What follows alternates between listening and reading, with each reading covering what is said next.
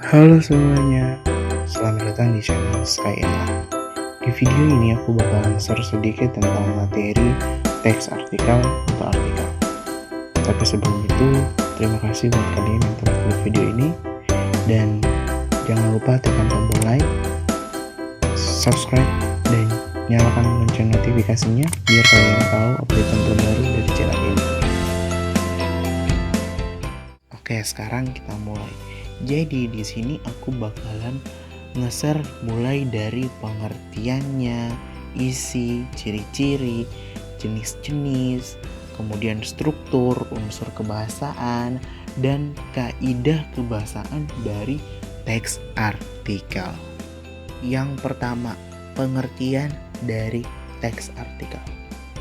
Nah, teman-teman, menurut beberapa ahli seperti Rillian Owlsley dan Sumandria, mereka mengatakan artikel merupakan karangan tertulis atau karya tulis yang isinya berupa fakta dan opini yang bertujuan menghibur, memberitahukan, meyakinkan, mendidik, atau memengaruhi. Adapun menurut KBBI, artikel adalah karya tulis lengkap, misalnya laporan berita atau esai dalam majalah, surat kabar, dan sebagainya. Jadi teman-teman dapat disimpulkan bahwa teks artikel yaitu suatu karya tulis atau esai dengan panjang tertentu yang berisi fakta dan opini yang dapat membujuk, meyakinkan, mendidik, serta menghibur pembacanya. Teks artikel ini bisa ditemukan di berbagai media seperti majalah, koran, Facebook, Instagram, WhatsApp, Twitter, dan lain-lain. Selanjutnya kita masuk pada isi dari teks artikel. Isi yang disampaikan dalam teks artikel bisa bermacam-macam, tergantung topik yang dibahas. Berikut beberapa contoh isi artikel yang sering dipublikasikan melalui beberapa media. Yang pertama, informasi sejarah. Kedua, hasil penelitian. Ketiga, argumentasi tentang isu tertentu. Keempat, petualangan seseorang. Yang kelima, tutorial atau bimbingan yang mengajarkan sesuatu pada orang lain. Oke, sekarang kita masuk ke ciri-ciri dari teks artikel. Teks artikel memiliki beberapa ciri yang membedakannya dengan teks lain. Apa sajakah itu? Yang pertama, ringkas, padat, jelas, dan tuntas. Kedua, isi dapat mengandung fakta dan opini didasari data dan teori yang valid. Tiga, bersifat informatif dan faktual. Keempat, bahasa yang baku, kalimat yang lugas, denotatif, dan efektif. Yang kelima, metode penulisan artikel dibuat sistematis sehingga pembaca dapat mengerti isinya dengan mudah. Sekarang kita masuk ke jenis teks artikel. Jenis teks artikel terbagi menjadi 5, yakni yang pertama, narasi. Dalam teks artikel jenis narasi, segala rangkaian peristiwa atau kejadian diceritakan secara runtut, mulai dari awal hingga akhir. Teks artikel jenis narasi ada tokoh dan penokohan, konflik, dan cara penyelesaiannya. Contohnya adalah biografi. Yang kedua, deskripsi. Deskripsi merupakan karya tulis dalam bentuk karangan. Secara garis besar, teks deskripsi menggambarkan suatu hal atau peristiwa, sehingga pembaca seakan-akan bisa turut melihat, merasakan, serta mendengarnya. Yang ketiga, eksposisi. Teks artikel jenis eksposisi berisikan penjelasan mengenai topik. Tujuannya untuk memberi pengetahuan atau informasi tambahan kepada pembaca. Biasanya dalam teks eksposisi turut disertai gambar atau grafik agar pembaca semakin mudah memahami. Yang keempat, argumentasi. Argumentasi merupakan sebuah teks karangan yang biasanya berisikan opini, data, serta fakta pendukung opini. Argumentasi bertujuan untuk membuktikan kebenaran pendapat atau lainnya. Dan yang terakhir ada persuasi. Teks persuasi bertujuan untuk memengaruhi pembaca agar bersedia melakukan hal yang disebutkan dalam sebuah teks. Biasanya, persuasif digunakan pada saat kampanye. Kemudian, struktur teks artikel. Nah, teman-teman, teks artikel memiliki 3 struktur. Yang pertama, tesis. Tesis merupakan gagasan utama dari sebuah permasalahan yang didasarkan pada fakta. Kedua, rangkaian argumen.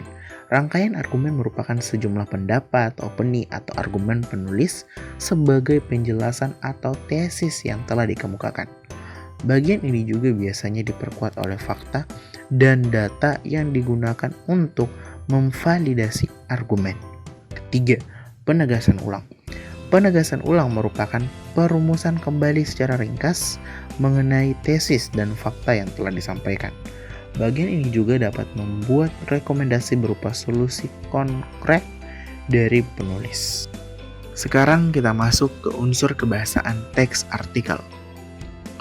Unsur kebahasaan yang terdapat dalam artikel dan karya ilmiah memiliki persamaan, karena penyajian isinya berdasarkan fakta yang diberikan melalui opini, bukan fiksi atau imajinasi. Berikut adalah unsur kebahasaan yang harus dicermati. 1. Adverbial.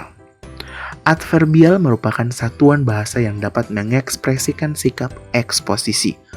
Agar artikel dapat meyakinkan pembaca, diperlukan ekspresi kepastian yang dapat dipertegas dengan penggunaan kata keterangan adverbial frekuentatif seperti sering, selalu, kadang-kadang, biasanya, sebagian besar, dan jarang. Kedua, konjungsi atau kata sambung. Konjungsi atau kata sambung adalah kata atau ungkapan yang menghubungkan dua satuan bahasa yang sederajat, yaitu kata dengan kata, frasa dengan frasa, klausa dengan klausa, serta kalimat dengan kalimat. Berikut adalah beberapa jenis konjungsi yang sering dijumpai pada artikel, yakni konjungsi untuk menata argumentasi, meliputi pertama, kedua, berikutnya. Kemudian konjungsi untuk memperkuat argumen, meliputi selain itu, misalnya, seperti, padahal, justru. Selanjutnya konjungsi sebab akibat, meliputi sejak, sebelumnya, sebagainya. Lalu yang terakhir, konjungsi menyatakan harapan, meliputi supaya dan sebagainya. 3. Kosakata. Kosakata yang dimaksud adalah perbendaharaan kata. Agar teks artikel mampu menarik perhatian pembaca, diperlukan kosakata yang luas dan menarik. Biasanya konten teks yang menarik akan mencangkup dan mempertimbangkan hal-hal berikut ini, yakni aktual, fenomenal, editorial, imajinasi, modalitas, nukilan, tajuk rencana, teks opini, keterangan, oposisi. Baiklah, terakhir kita masuk pada kaidah kebahasaan artikel. Selain unsur kebahasaan yang harus diperhatikan, teks artikel juga memiliki kaidah kebahasaan penanda yang menjadikan suatu teks menjadi artikel.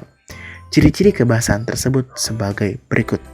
Yang pertama, menggunakan kata-kata denotatif, yakni kata yang bermakna sebenarnya. Kata itu tidak bermakna hal lain ataupun dilebihkan maknanya, seperti konotatif. Namun, sebagian artikel juga akan menggunakan kata konotatif untuk memperindah dan mempopulerkan tulisannya. Kedua, menggunakan peristilahan atau kata teknis yang berkenan dengan topik pembahasan. Contohnya, jika topik yang dibawakan mengenai kesehatan, maka istilah teknis yang digunakan adalah virus, bakteri, pola makan, suhu tubuh. Ketiga, banyak menggunakan konjungsi yang menunjukkan hubungan argumentasi atau kausalitas. Contohnya, sebab, karena, jika, dengan demikian, oleh karena itu, akibatnya. Keempat, dapat pula menggunakan konjungsi yang menyatakan hubungan keterangan waktu atau kronologis seperti sebelum itu, kemudian, pada akhirnya. Kelima, dalam artikel pola perbandingan banyak memuat konjungsi yang menyatakan perbandingan atau pertentangan seperti sebaliknya, berbeda halnya, namun. Yang keenam, banyak menggunakan kata-kata perujukan menurut pendapat, berdasarkan data, merajuk pada pendapat.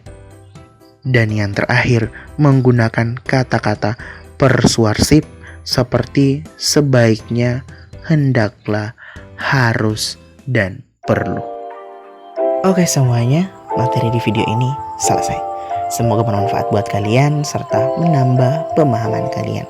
Sekian dari aku, jangan lupa like, share, dan subscribe. Sampai ketemu di video selanjutnya.